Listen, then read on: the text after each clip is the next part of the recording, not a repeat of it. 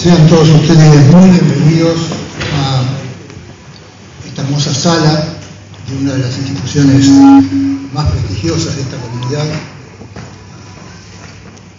Y lo que es más importante es que vamos a compartir por primera vez aquí en Loma de Zamora esta mesa de diálogo interreligioso sobre el tema ética pública y justicia social. Vamos a tener la fortuna de escuchar las reflexiones del rabino Dr. Gabriel Minconi, el pastor licenciado Darío Bruno, el presbítero padre José Luis Gergolet y el licenciado Gabriel Mercury. Antes de las exposiciones, los invitamos a todos a cantar el himno nacional argentino.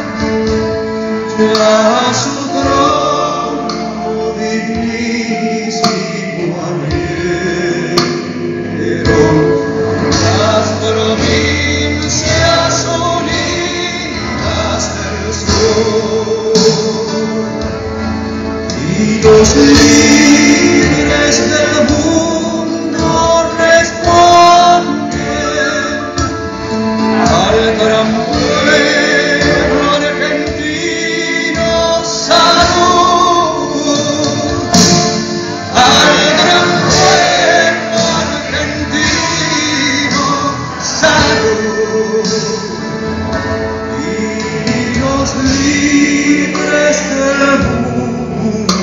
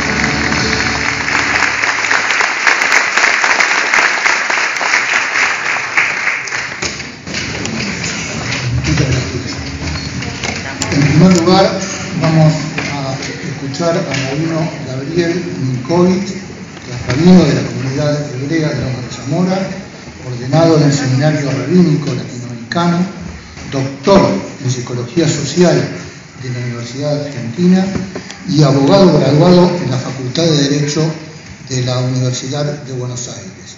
Se desempeña como profesor de Derecho Hebreo en la Facultad de Derecho de la mencionada UBA, es profesor titular en la Escuela de Estudios Orientales de la Universidad del Salvador y profesor invitado de la Universidad Austral y de la Universidad Católica Argentina. Es miembro de la Comisión Directiva del Consejo Argentino para la Libertad Religiosa. A él corresponde la autoría de los libros Judíos, Tradiciones y Mandatos, Introducción a las Fuentes del Derecho Hebreo, Temas de Derecho Hebreo y Asilo y Refugio en el Derecho Hebreo y en la legislación internacional vigente.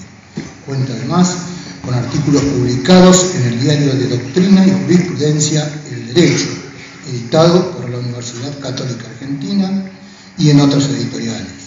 Actualmente realiza su investigación postdoctoral en Ciencias Jurídicas en la Facultad de Derecho de la Universidad de Buenos Aires. Escuchamos al rabino Gabriel Minkovich.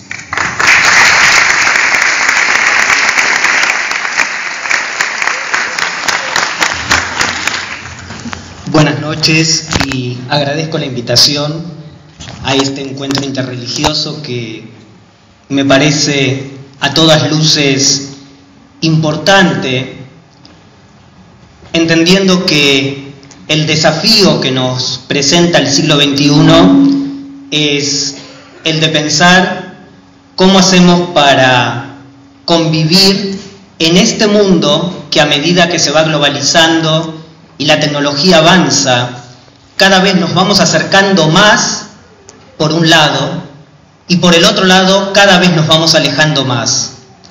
Por un lado nos vamos acercando porque quizás si estornudamos acá, alguien en Europa, en Asia o en África se resfría, y por el otro lado podemos caminar por la calle y ser indiferente a la necesidad del prójimo.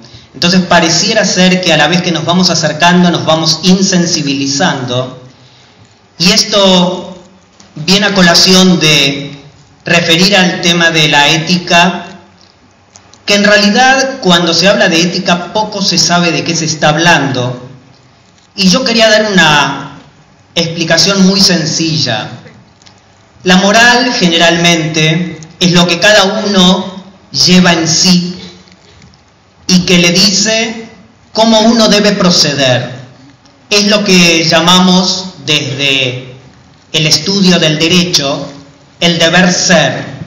Es el deber ser que nos dice cómo cada uno de nosotros debe proceder. Es el que nos permite a veces hacer un chiste o entender que no es momento oportuno para ello, porque tenemos cierto principio moral que nos dice de estos temas o en estas circunstancias no. La ética es la bajada de esa moralidad a la conducta cotidiana. Y en este sentido, nosotros debemos saber que en el mundo hoy por hoy, todas las sociedades estamos reclamando una conducta ética. En realidad, en alguna medida,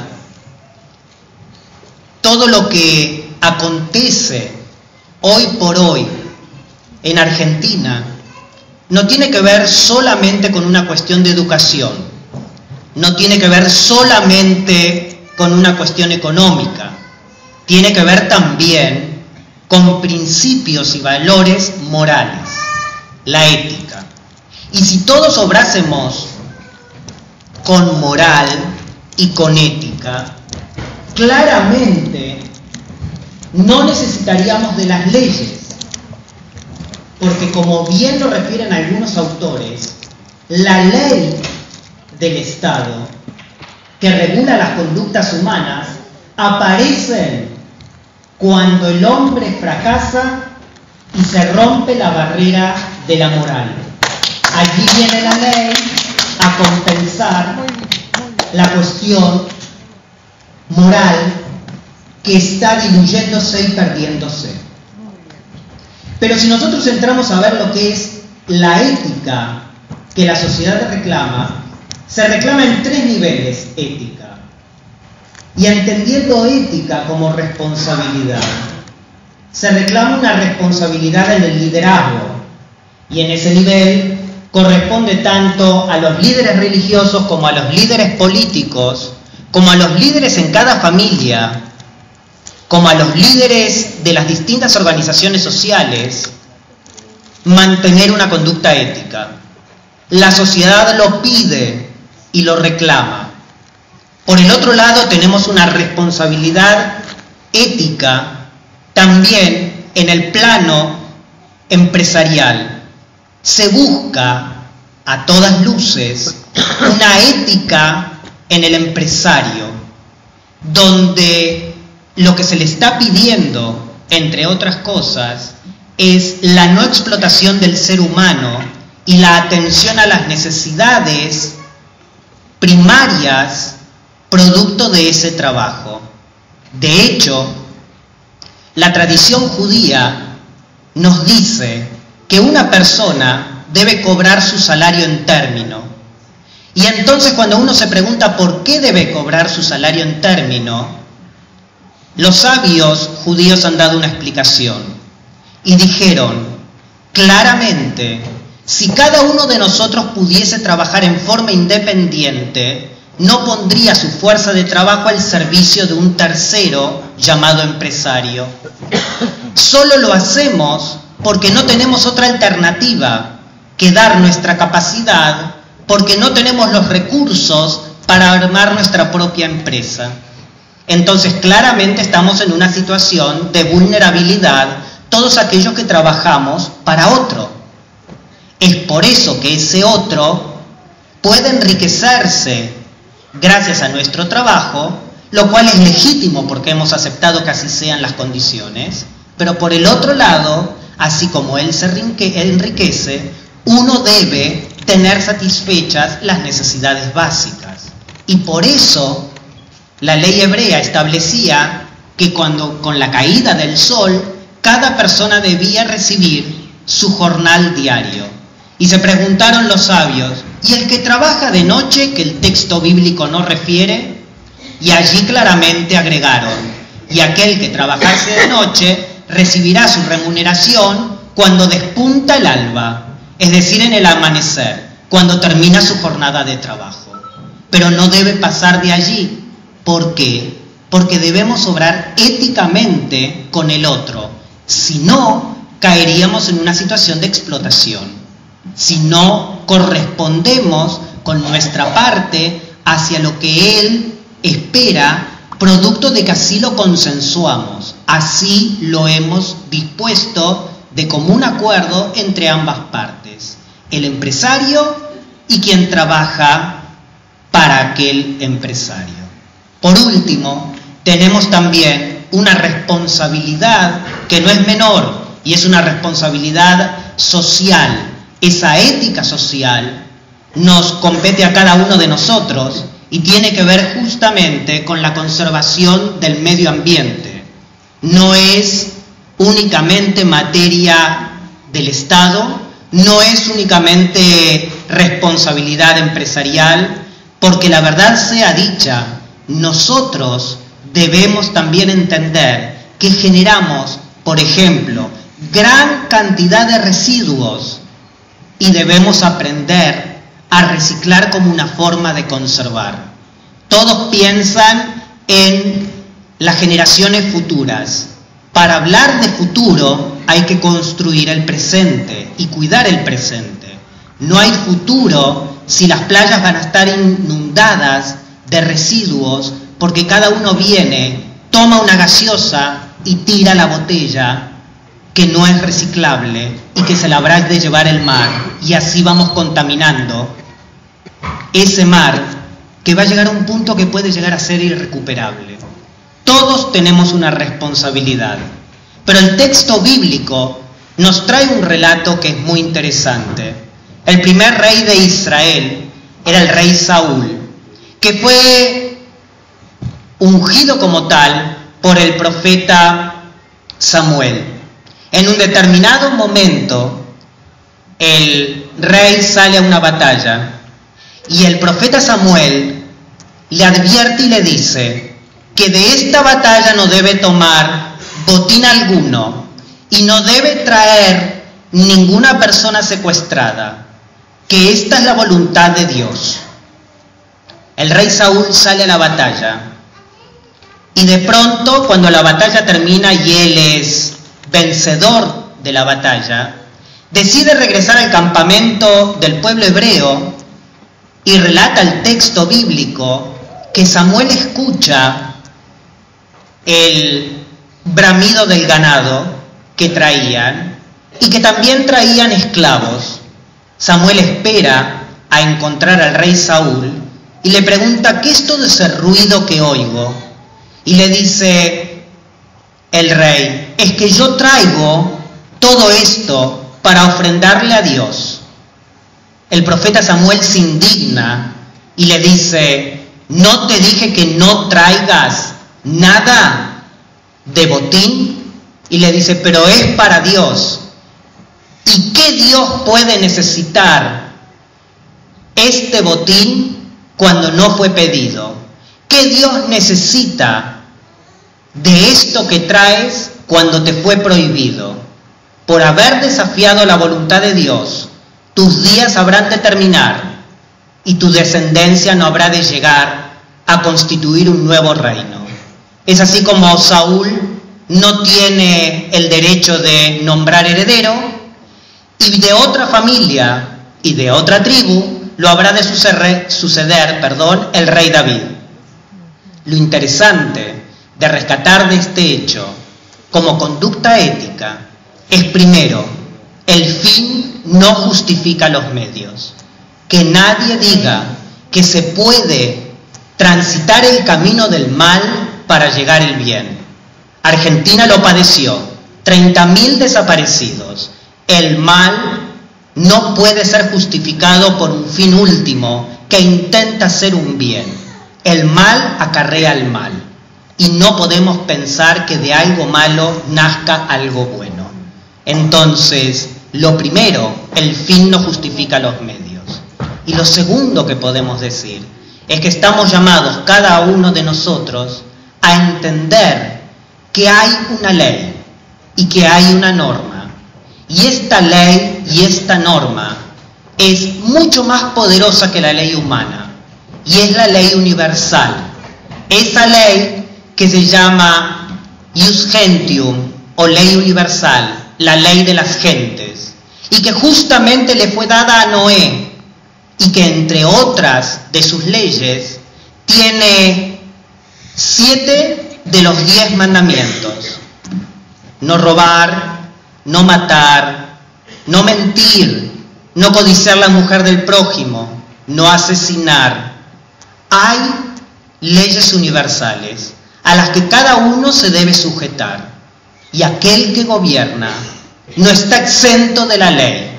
Al contrario, tiene una responsabilidad, la de liderar, y para liderar hay que dar el ejemplo, y para poder reclamar honestidad hay que ser honesto, y para poder guiar hay que saberse manejar, y para poder bajar conductas y para poder bajar una política de Estado o de gobierno se necesita tener compromiso social. No se puede transitar el camino del mal tratando de buscar el bien. No porque se hace se puede justificar la corrupción. No se puede justificar bajo ningún punto de vista. Debemos tratar de entender que así como Saúl se equivocó e incurrió en corrupción, porque en verdad eso que traía no era para ofrendar a Dios, era para enriquecerse él y sus soldados, era para tener más de lo que ya tenían, y lo que el profeta reclamaba era un acto de honestidad y sinceridad, ser humildes y no aprovecharse, y no marcar diferencias, y tratar de ser uno más con y para el pueblo. Entender que los días de Saúl terminan porque en realidad él decidió que fuese así. No tenía el honor de ocupar la primera magistratura y aquella unción que recibió no es acorde con su conducta. Entonces, el hombre habla por sus actos. Cuando nosotros juzgamos conductas que son el resultado de pensamientos. Debemos curar y cuidar aquello que pensamos para decidir cómo obramos. Muchas gracias.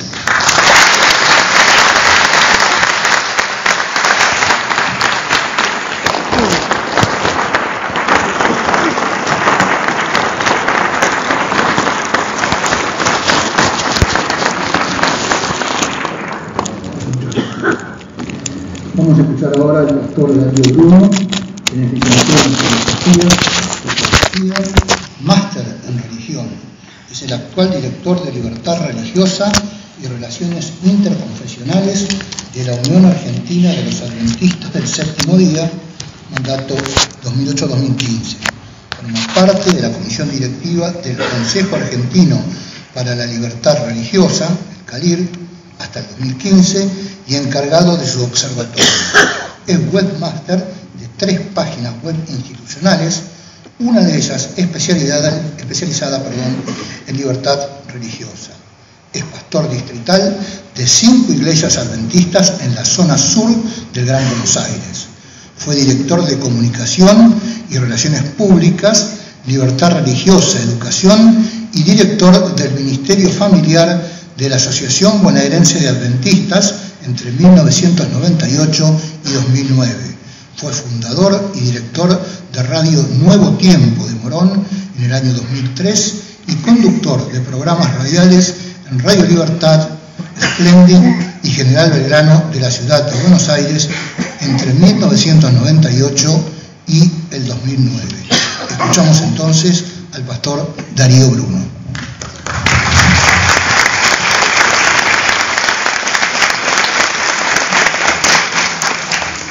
Muchas gracias, Gabriel, por la invitación. Muy buenas noches a todos. Estamos a horas de una elección y recién charlábamos entre los 4 la importancia que es no perder de vista, pedir a Dios que nos bendiga a todos, ¿no? Al que gane y al que no gane. Pero hoy nos hemos reunido un poco para aportar al ámbito de lo público, del funcionario público, por lo menos el enfoque que les quiero dar, Gabriel, dirigir un poco la palabra y escribir las cosas porque no quería perder algún concepto, de lo que podemos aportar desde el mundo evangélico, del mundo protestante, sobre ética pública y justicia social. En el contexto filosófico, la ética y la moral tienen diferentes significados.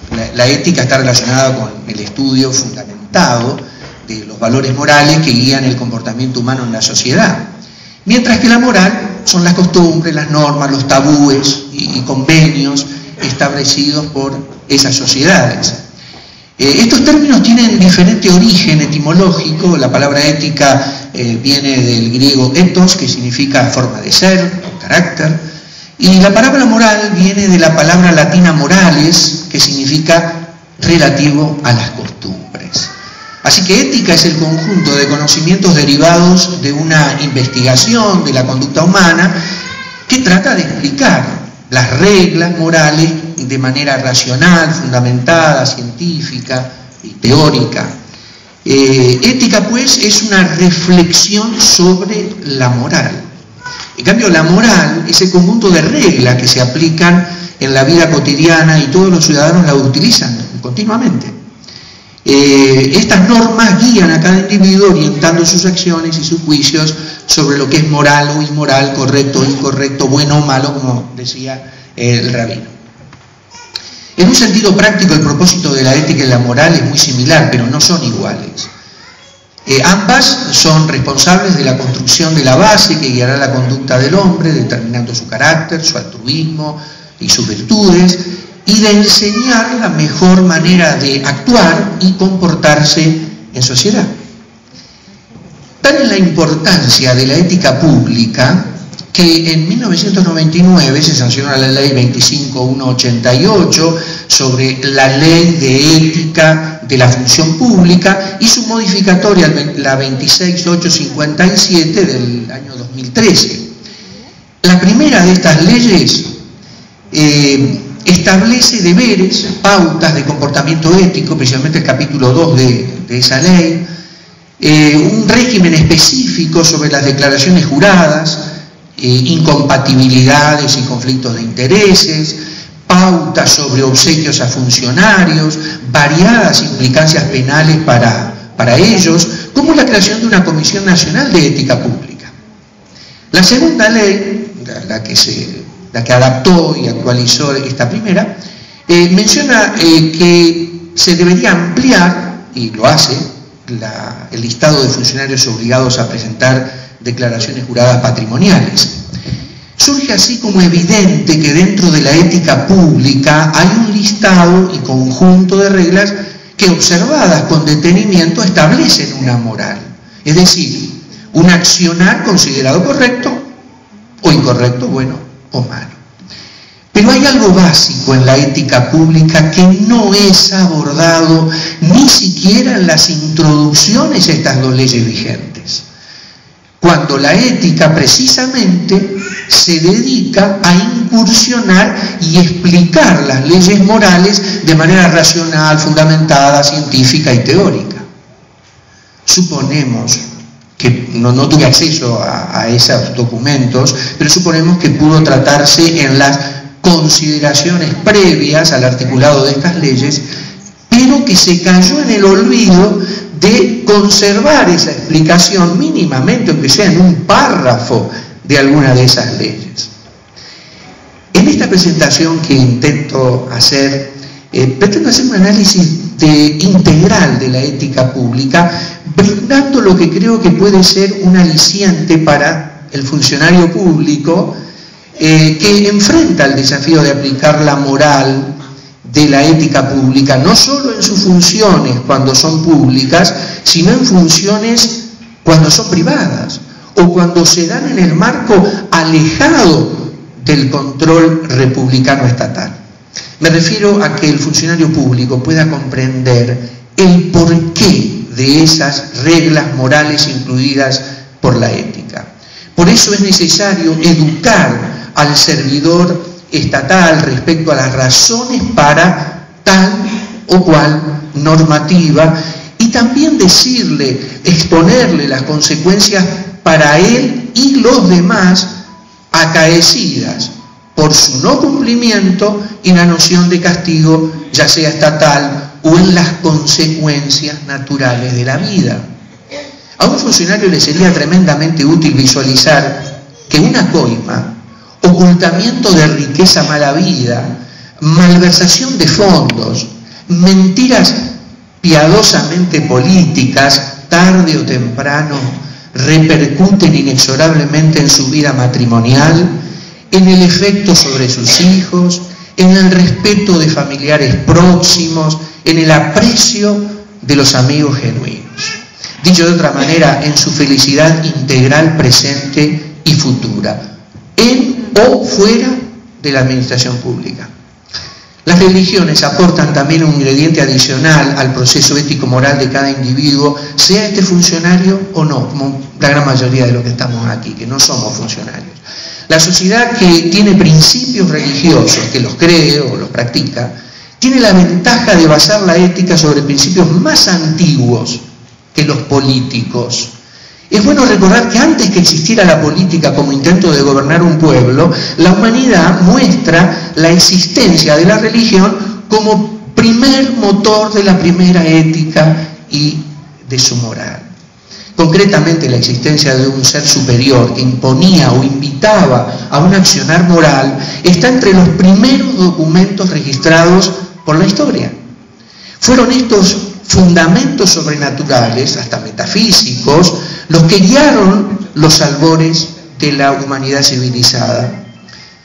lamentablemente el funcionario moderno, con solo repasar las leyes políticas que lo deberían guiar en su accionar público, no puede encontrar claras explicaciones racionales de las reglas éticas que lo guían, como tampoco claras razones de ellas desde la religión o la creencia en un ser superior.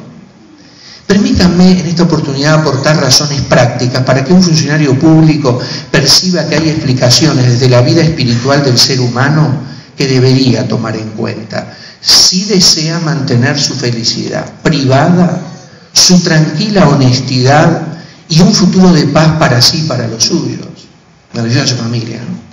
San Pablo el Apóstol, ejecutado por políticos que, teniendo razones republicanas para su ética, razones religiosas para su moral y razones de seguridad personal para su futuro, se olvidaron o relegaron a un segundo plano que existe un controlador de la función pública muy superior al control ciudadano o a la ejecución penal. Dejaron de lado, estoy refiriéndome a los romanos en esa época, ¿no? Dejaron de lado un control divino, sea del nivel que fuese. Se olvidaron o quisieron olvidarse de que hay un controlador más allá de lo físico que estableció reglas simples o complejas para que la ética fuese moral en la conciencia individual y pasible de severísimas consecuencias en el devenir de la vida cotidiana, en la vida política y también en la vida religiosa. Este San Pablo, antes de ser ejecutado, le envió a los cristianos de Roma una carta que lleva ese nombre. En ella comienza hablando de los secretos para una vida internamente libre, pacífica, guiada por dos leyes. Una que es natural, que Gabriel lo hizo mención a esa ley, y otra escrita. A la ley natural, San Pablo le llama la ley de la conciencia. En la Biblia, que justamente traje y veo que el padre también trajo su Biblia, en la carta a los Romanos capítulo 1, versículo 14 al 16, dice: cuando los gentiles, una palabra para referirse al que no era creyente, que no practicaba la religión cristiana, que no tienen ley, hacen por naturaleza lo que es de la ley, estos, aunque no tienen ley, son ley para sí mismos, mostrando la obra de la ley escrita en sus corazones, dando testimonio su conciencia y acusándoles o defendiéndoles sus razonamientos en el día en que Dios juzgará por Jesucristo los secretos de los hombres conforme a mi evangelio. Hay una conciencia, ¿no? La ley universal que vos decías, Gabriel. Por otro lado, en esa misma carta apostólica, San Pablo agrega en los capítulos 12 al 14 una serie de reglas éticas cargadas de moral que bien podrían compararse con la ley 25.188, comentada anteriormente, solo que haciendo ética explícita, este maestro de la antigüedad cristiana coloca una ley también escrita como razón para ese listado de leyes de aplicación pública. En el capítulo 13, verso 9 de esa epístola, escribiría: porque no adulterarás, no dirás falso testimonio, no codiciarás, y cualquier otro mandamiento, en esta sentencia se resume: amarás a tu prójimo como a ti mismo. Gabriel mencionó los 10 mandamientos precisamente, porque es una clara esta referencia, alusión a esos mandamientos originarios desde la misma creación divina del planeta. Un listado de leyes básicas que Pablo coloca como el fundamento de un futuro juicio individual al que todos los seres humanos seremos sometidos, y cuando en el capítulo 14, verso 10, agrega: todos compareceremos ante el tribunal de Cristo. Dos leyes, una natural, nuestra conciencia, y otra escrita, los 10 mandamientos. Un tribunal, un juicio, una condena, todo en relación con la moral de la ética que todos deberíamos tener. Dos legislaciones, dos consecuencias reales: la ley de tu país que buscan funcionarios éticos y la ley de un ser superior que, según este fundador del cristianismo, nos invita a: no os venguéis vosotros mismos, amados míos, sino dejad lugar a la ira de Dios, porque escrito está: mía es la venganza, yo pagaré, dice el Señor. Romanos capítulo 12, verso 19. Y agrega seguidamente en el capítulo 13: por lo cual es necesario estarle sujeto a las autoridades, no solamente por razón del castigo, sino también por causa de la conciencia. En conclusión, desde mi humilde perspectiva cristiana y vida pública, creo entender que todo funcionario, Gabriel y todos los amigos aquí presentes, ciudadanos también debemos, primero, buscar las razones para su ética y su moral en causas sociales, familiares, económicas y psicológicas. Debemos comprender el porqué de esas reglas éticas. A la vez, segundo, buscar el agregar razones de conciencia de lo que su propia mente le dice sobre lo malo y lo bueno. Pero también, tercero, deberíamos percibir las consecuencias legales, penales, ambientales, sociales y familiares de nuestras acciones. Finalmente, quiero destacar en cuarto lugar la necesidad de comprender que, cuarto, hay un ser superior, una fuerza racional cósmica, una persona divina inteligente, como vos la quieras llamar, que intenta llegar con su ética y promete premios y castigos reales. De hecho, la historia revela que siempre ha existido un estado de gente religiosa espiritual que ha perdurado hasta hoy y que ni el ateísmo racional ha podido hacer desaparecer. Aún perdura ese estado, por lo cual bien vale la pena que la ética pública pueda ejercer influencia en la vida de un ciudadano, de los funcionarios públicos, que necesitan un camino ético y moral para ser integralmente felices ellos y los demás para los que trabajan. Muchas gracias.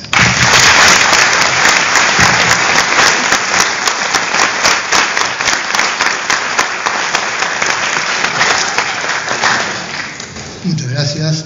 Vamos a escuchar ahora al padre José Luis Gergolet, quien es licenciado en Teología con especialidad bíblica de la Universidad Católica Argentina, diplomado en Catequética y Pastoral Lunden Vitae, Bélgica, profesor de Biblia y lenguas antiguas desde hace más de 30 años en varios destacados centros, titular de la parroquia Nuestra Señora de Luján de José Mármol, autor de la colección Una Buena Noticia, Una Gran Alegría, de 6 volúmenes, y de varios artículos en revistas especializadas. Escuchamos al padre José Luis Gergolet.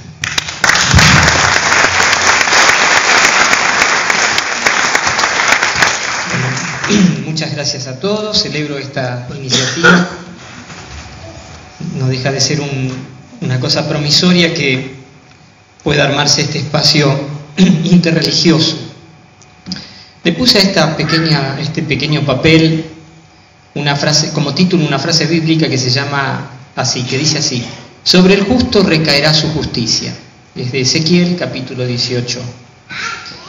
Pero el centro, el foco de esta exposición va a estar en un texto, que después voy a leer alguna de sus partes, del primer libro de Reyes, capítulo 21, que es la historia de la viña de Nabot. Justicia social, ética pública, ¿son simplemente palabras? Evidentemente no. Ahora bien, la Biblia no es al respecto un simple código deontológico. La Biblia aborda estas temáticas desde un lugar misterioso y único: la interacción de lo humano y lo divino. Con respecto a lo humano, la Biblia lo enfoca sin anestesia, como dice en la carta a los Hebreos: la palabra de Dios es viva y eficaz y más cortante que cualquier espada de 2 filos, y dice, y es poderosa para discernir los pensamientos y las intenciones del corazón. Hasta aquí Hebreos. Detrás de los brillos del mundo, las oscuridades del alma. Y sigue Hebreos: y no hay cosa creada oculta a su vista, sino que todas las cosas están al descubierto y desnudas ante los ojos de aquel a quien tenemos que dar cuenta. No nos olvidemos que la antropología bíblica es bien unitaria, no hay oposición entre lo interior y lo exterior. El mal de la injusticia y de la guerra nace de los meandros oscuros del corazón.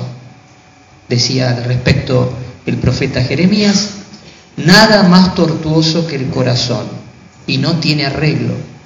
¿Quién puede penetrarlo? A lo cual responde Dios: yo, el Señor, sondeo el corazón y examino las entrañas, para dar a cada uno según su conducta, según el fruto de sus acciones.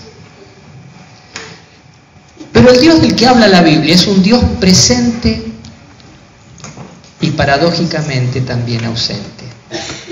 La omnipresencia de Dios es tan sutil que deja al mundo en una espantosa libertad.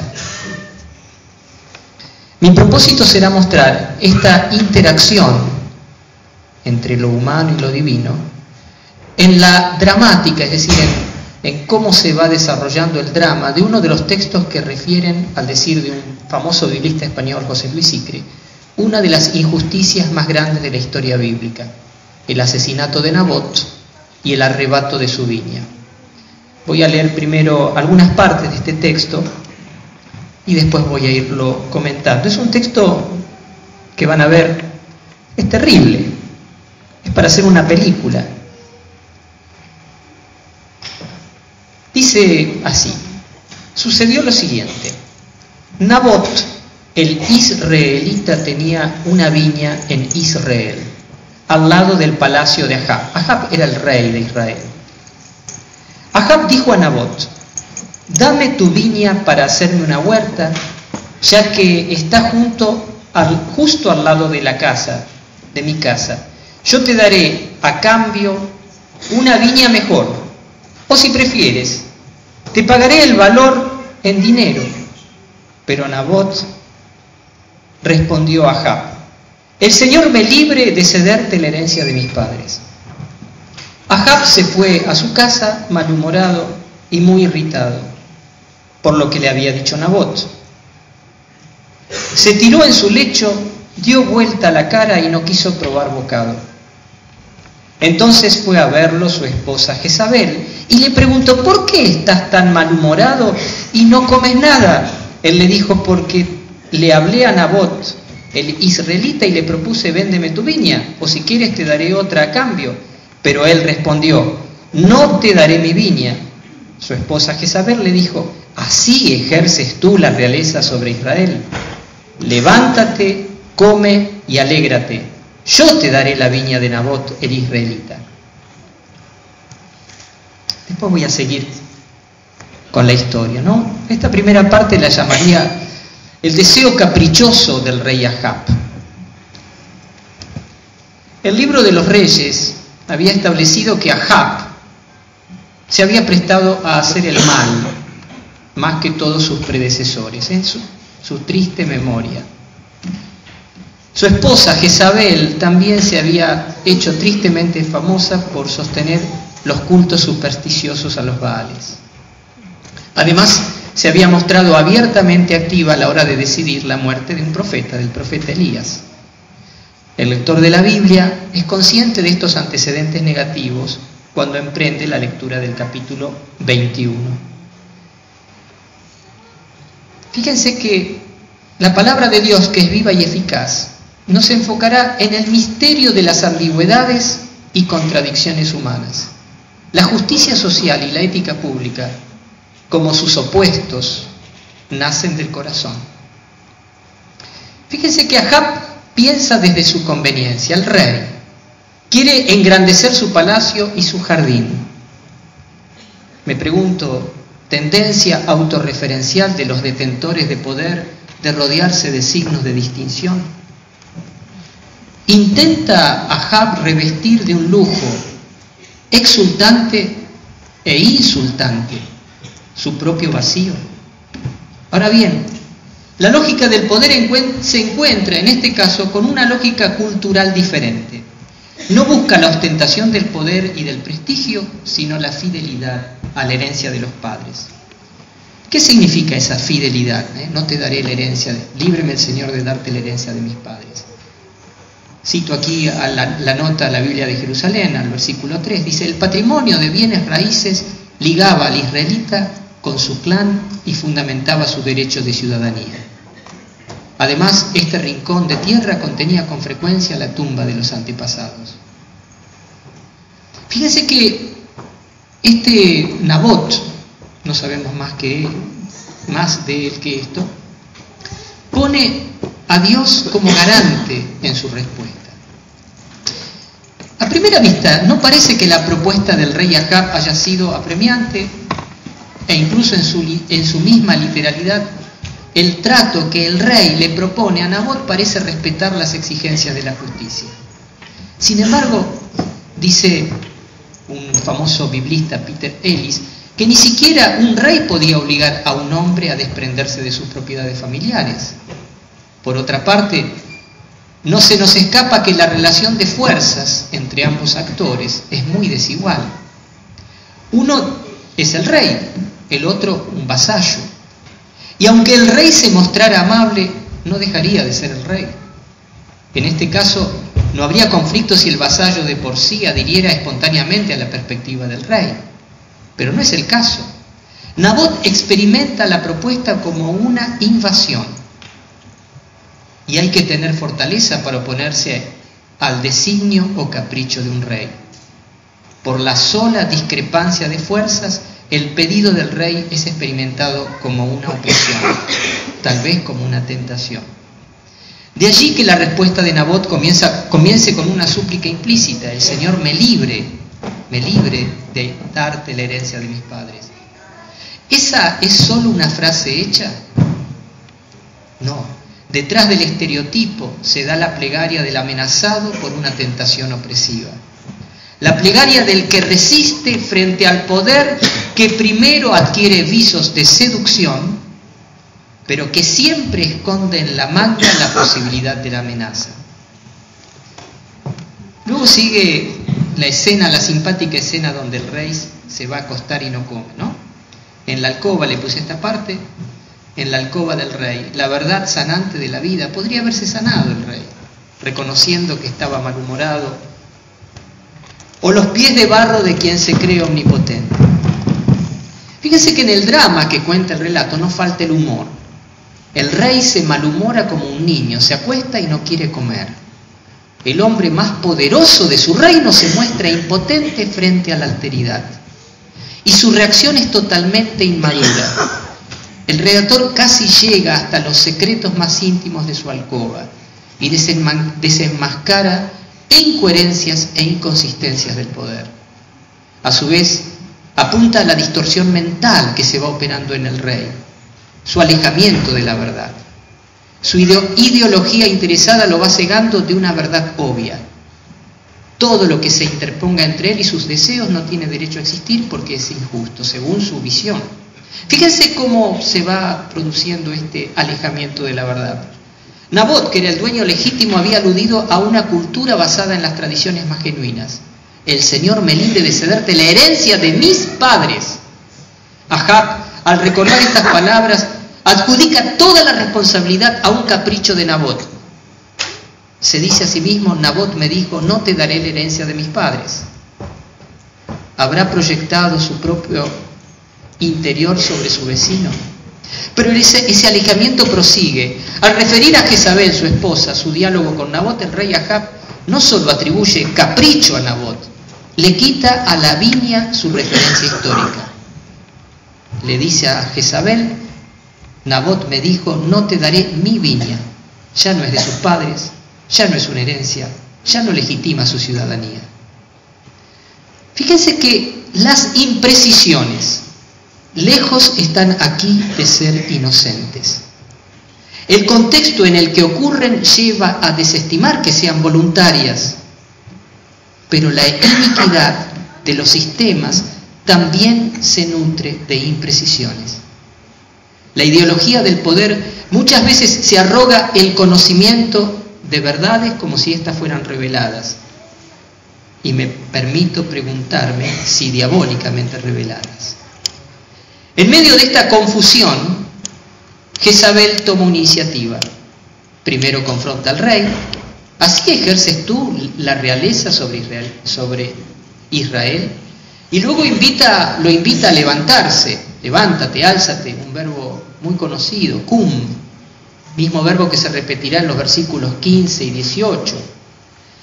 Y la mujer le promete: yo te daré la viña de Nabot. ¡Qué paradoja! En su hablar, Jezabel reconoce la ajenidad del bien que está por arrebatar. Actúa como quien es dueña de vida y hacienda de los otros, pero no puede dejar de referirse a lo ajeno como tal. Fíjense, ¿quieren escuchar lo que hizo la mujer? Bien, muy interesante. No tomen idea para hacerlo esto, porque realmente sería un poquito triste, pero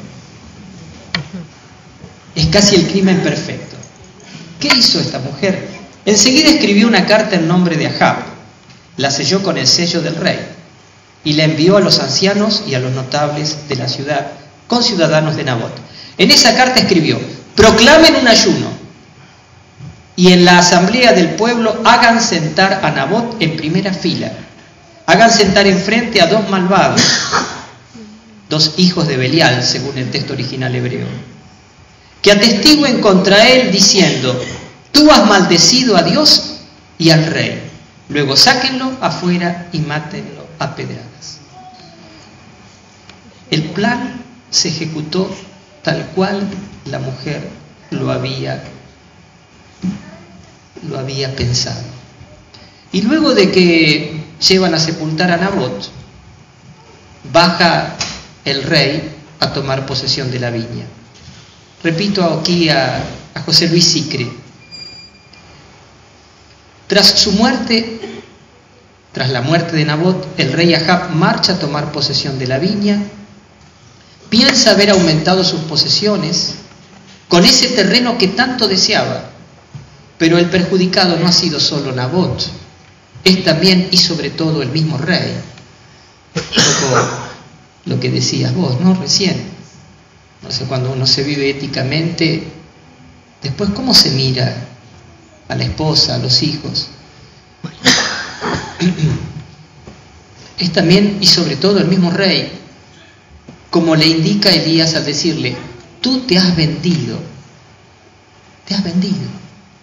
pensás haber tomado posesión de una viña, pero te has vendido a vos mismo. Idea que repetirá en el juicio final sobre Ahab.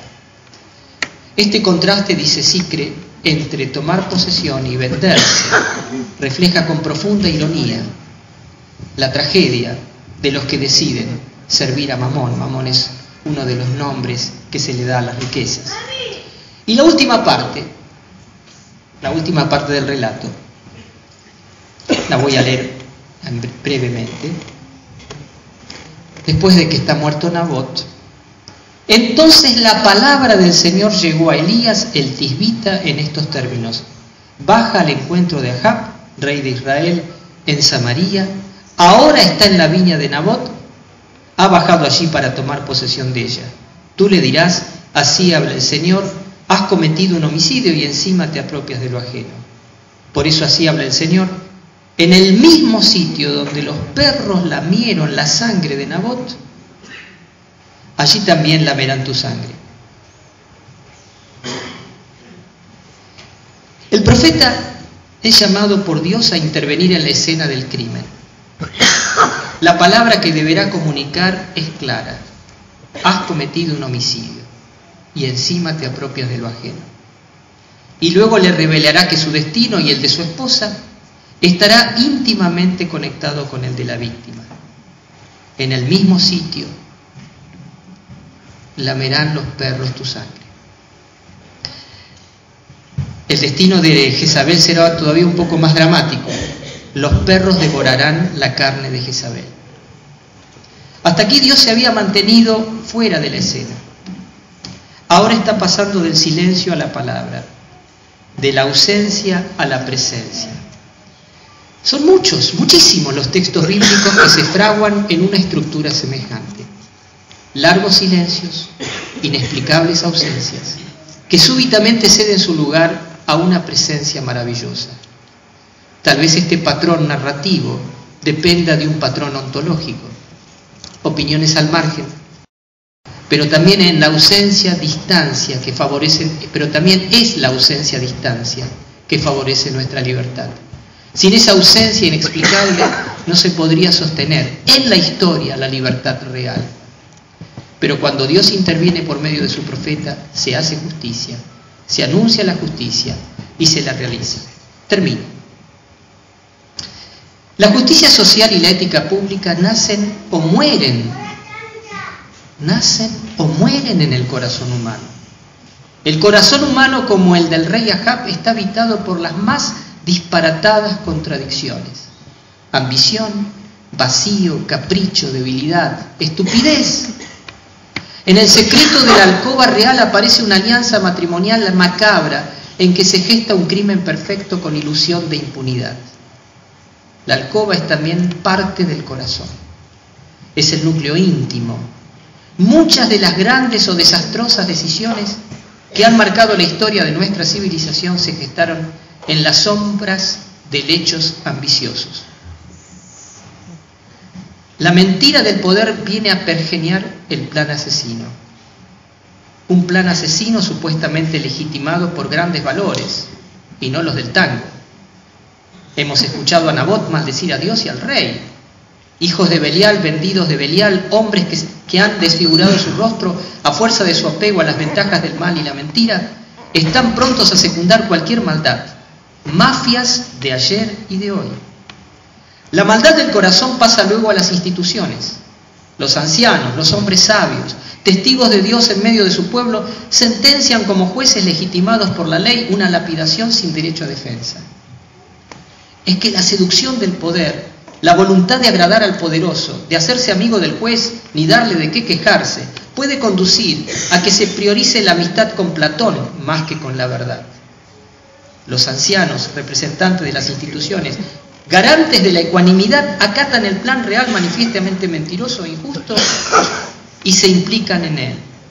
La injusticia viene desde arriba legitimada, casi como si el poder se les hubiera convertido en un ídolo, un Dios falso, al que se somete la propia conciencia con liviandad.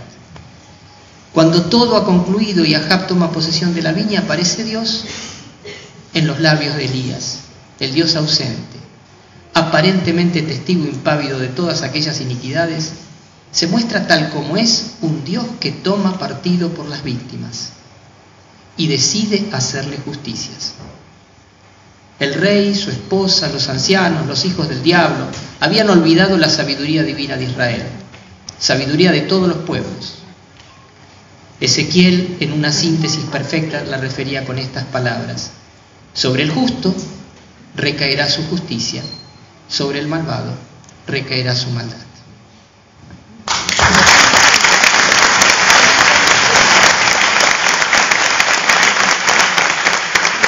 Y en el cierre de este primer encuentro interreligioso, para uso de la palabra, el licenciado Gabriel Mercury, quien nació y vive en Lomas de Zamora, está casado y es padre de 2 hijos, licenciado en periodismo de la Universidad Argentina de la Empresa, egresado en 2009, y martillero público nacional, matriculado en 1998, concejal 2009-2013 por Unión Pro y reelecto para el periodo 2013-2017.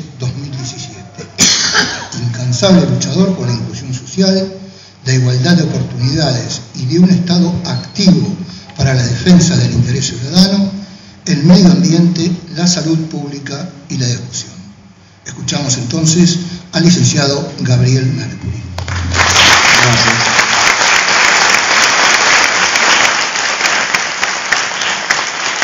Buenas noches. Muy agradecido por la concurrencia y si nosotros tendríamos que hablar que en los últimos 30 años de la vuelta a la democracia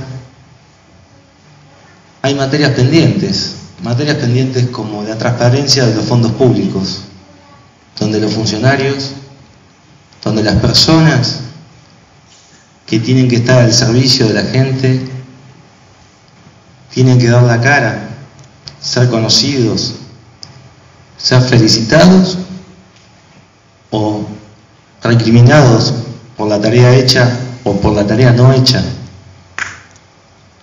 Por eso venimos a renovar el compromiso junto a José Luis, a Darío, a Gabriel, en esta mesa interreligiosa, en esta mesa de diálogo, en una mesa donde todos podamos expresarnos, para que los hechos donde muchas veces vemos injusticias, sean realizados por personas de bien, que lo son todos. A veces algunos desvían el camino, y el desviar hacen que algunos lo tomen como ejemplo.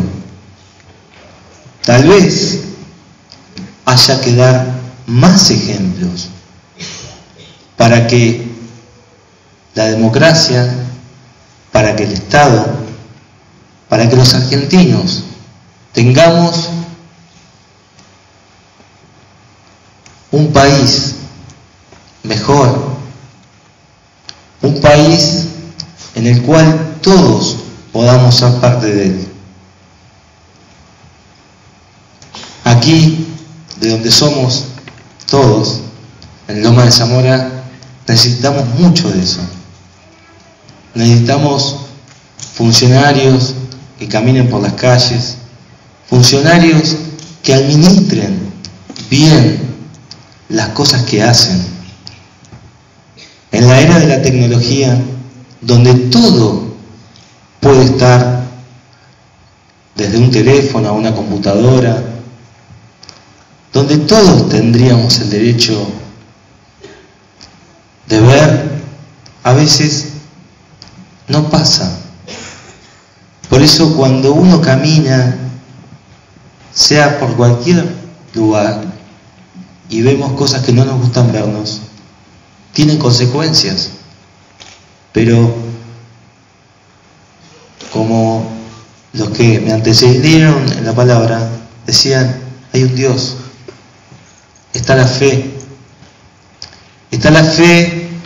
de que este paso por la vida podemos hacer muchas cosas buenas, para que el otro que está pasando un momento malo,